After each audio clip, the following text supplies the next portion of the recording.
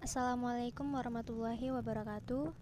Yang terhormat kepada Bapak Ihya Ulumuddin M.Sos selaku dosen pengampu mata kuliah kewarganegaraan di Prodi Hukum Ekonomi Syariah. Di sini saya sebagai moderator dari kelompok 8 akan membawakan presentasi yang berjudul Ketahanan Nasional atau Geostrategi. Video ini kami buat untuk memenuhi tugas kelompok presentasi mata kuliah kewarganegaraan.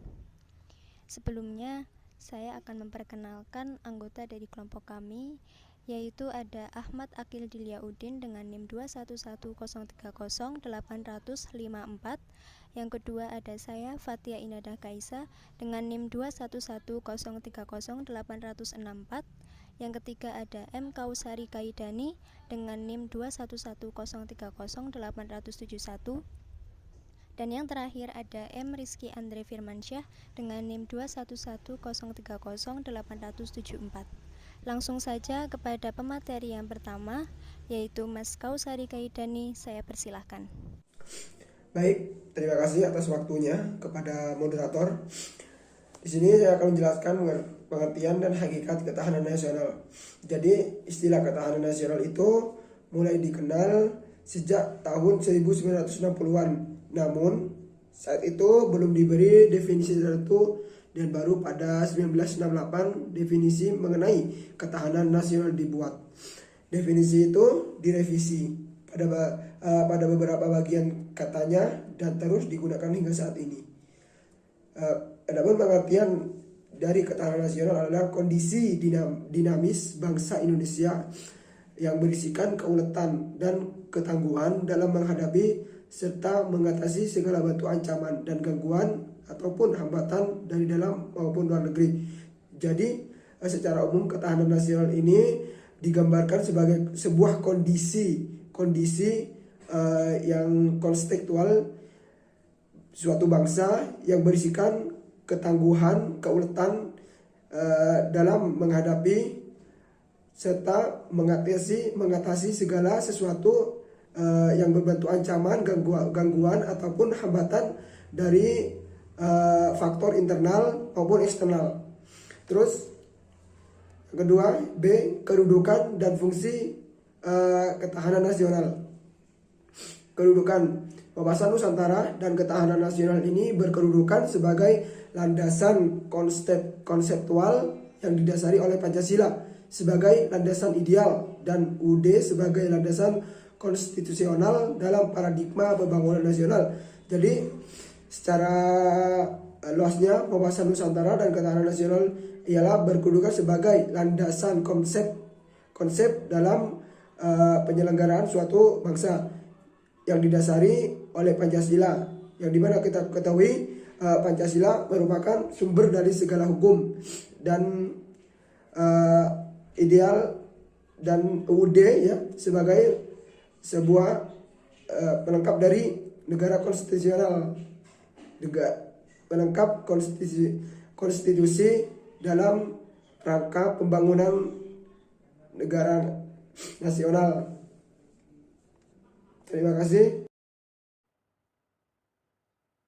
Fungsi ketahanan nasional. Fungsi ketahanan nasional memiliki 3 fungsi, yakni 1. Daya tangkal sebagai konsepsi penangkalan. Artinya, ketahanan nasional berfungsi sebagai penangkal dari segala bentuk ancaman, gangguan ataupun hambatan terhadap integritas dan identitas serta keberlangsungan hidup berbangsa dan bernegara. Yang kedua, ketahanan nasional sebagai pengarah. Artinya ketahanan nasional berfungsi untuk mengarahkan potensi kekuatan yang dimiliki bangsa Indonesia dalam bidang ideologi, politik, ekonomi sosial, budaya, pertahanan, serta keamanan untuk mencapai kesejahteraan hidup masyarakat Indonesia. Yang ketiga adalah sebagai pengarah dalam penyatuan pola pikir, pola tindak, serta cara kerja yang intersektor serta multidisipliner. Hal ini bisa dicapai bangsa Indonesia lewat kebijakan yang dibuat pemerintah dan menerapkannya dalam kehidupan berbangsa dan bernegara agar masyarakat dapat hidup adil dan makmur. Yang selanjutnya adalah asas-asas ketahanan nasional. Yang pertama adalah asas kesejahteraan dan keamanan.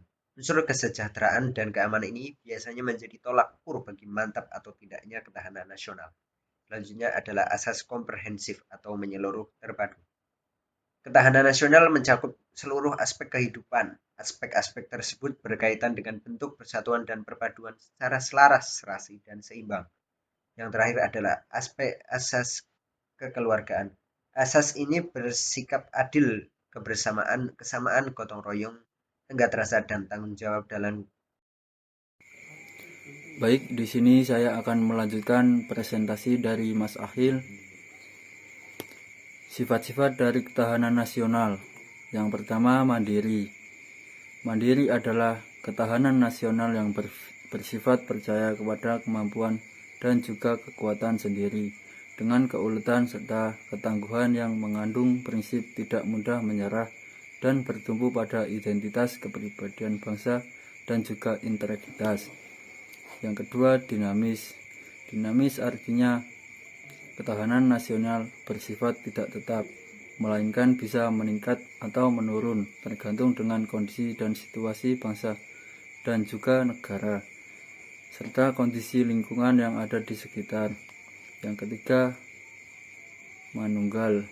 Manunggal artinya ketahanan nasional mempunyai sifat yang integratif, di mana hal itu diartikan sebagai terwujudnya kesatuan dan juga terpaduan yang seimbang, selaras dan serasi di antara semua aspek kehidupan bermasyarakat, berbangsa, dan bernegara. Yang keempat, wibawa.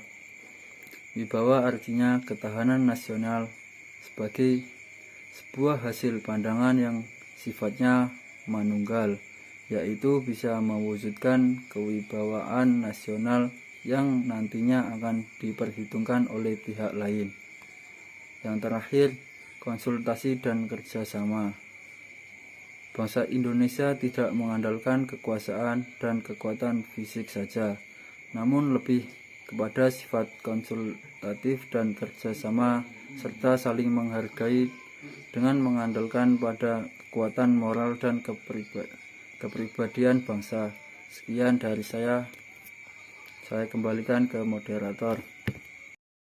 Baiklah, sekian presentasi dari kelompok kami. Kurang dan lebihnya kami mohon maaf. Wabillahi taufiq wal hidayah. Wassalamualaikum warahmatullahi wabarakatuh.